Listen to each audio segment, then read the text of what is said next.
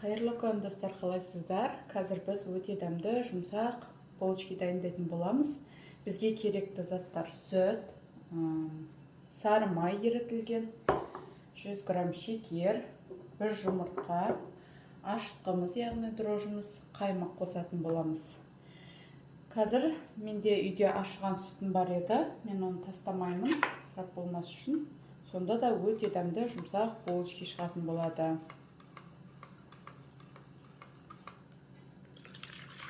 Сүтімді құйдым. Үстіне ерітілген сары майымды құйып жатырмын.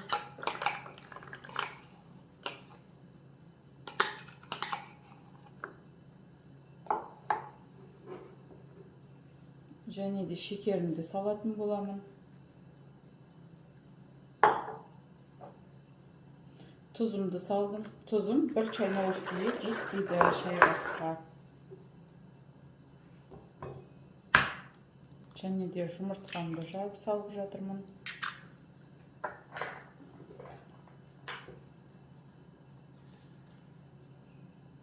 Осындай 1 қасық қаймақ қосатын боламын мен.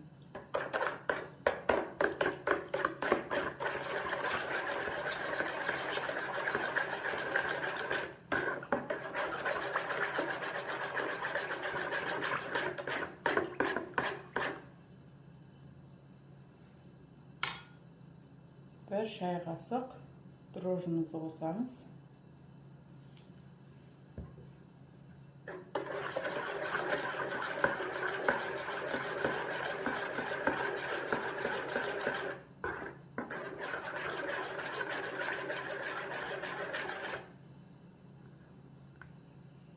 Енді ұнымызды аздап қосып, қамыр илейтін боламыз.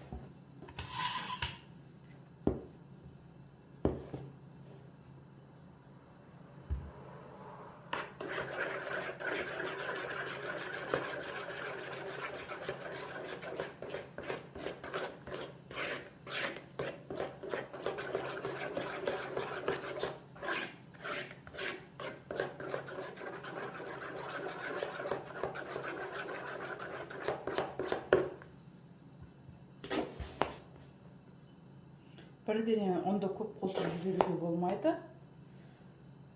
Көп қосып жіберсеңіздер, көлемін білмей қаласыздар. Шамамен 600 граммдай ұн қосасыздар.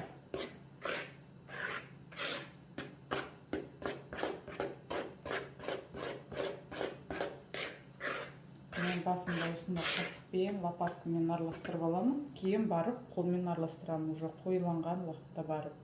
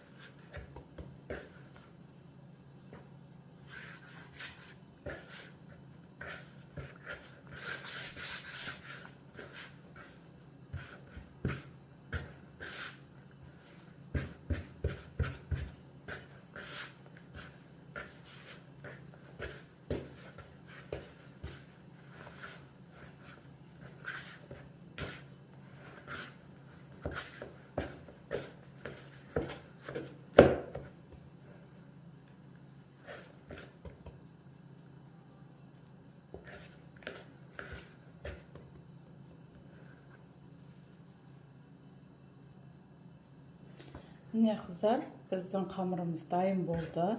Енді бетін жауып, жылы жерге қойып қоятын боламыз. Мен қамырды көтерілген кезде 2 рет қайтарып жіберемін, яғни жақсылап көтеріледі. Сонда да булочкамыз өте жұмсақ әрі өте дәмді болып шығатын болады.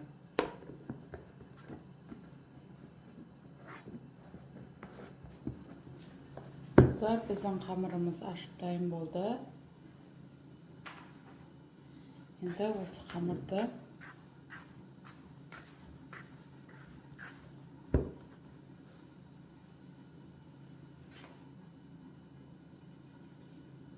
қамырды өзіміздің қалаған көлемде бөліп аламыз. Мен қолымды аздап майлаймын, өйткені қолға қамыр жабыспас үшін осылай майлап аламын.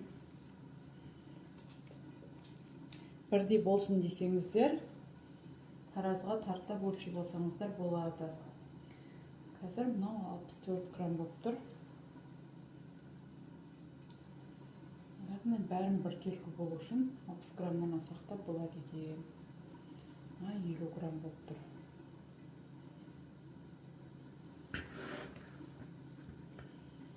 Мен осындай вареный сгущенка қолданамын.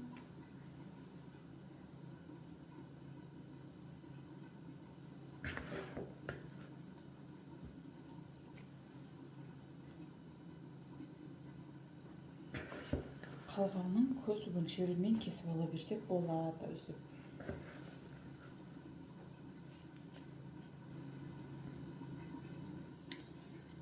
Яғни барлығын бөліп алдық. Енді осылай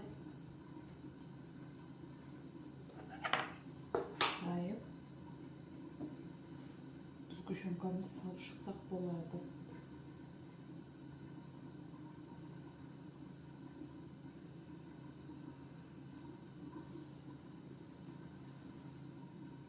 Осындай болып шығады.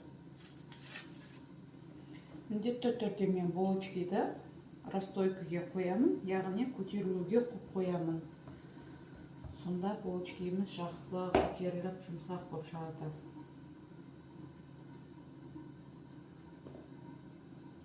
Кез келген духовкаға салатын пирожный болсын, пирожки болсын, міндетті түрде мен расстойкаға қойып шығамын.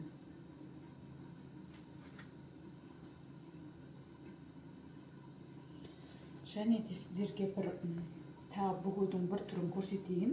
Яғни осындай дайын қамырымызды алып, осылай қолымызбен созамыз.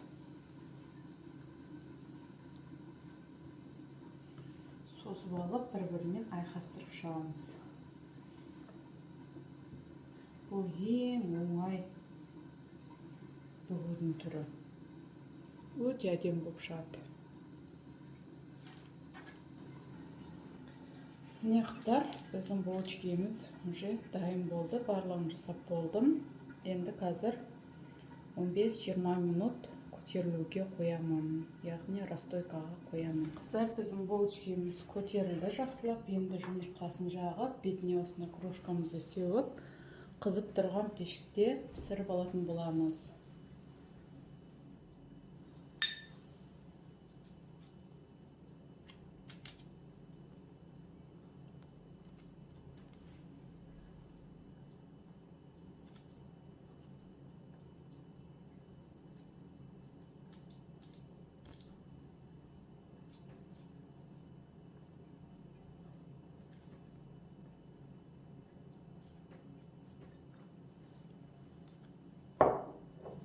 Қыздар, міне біздің булочкамыз дайын болды. Өте жұмсақ, өте дәмді булочка шықты. Сіздер де жасап көріңіздер.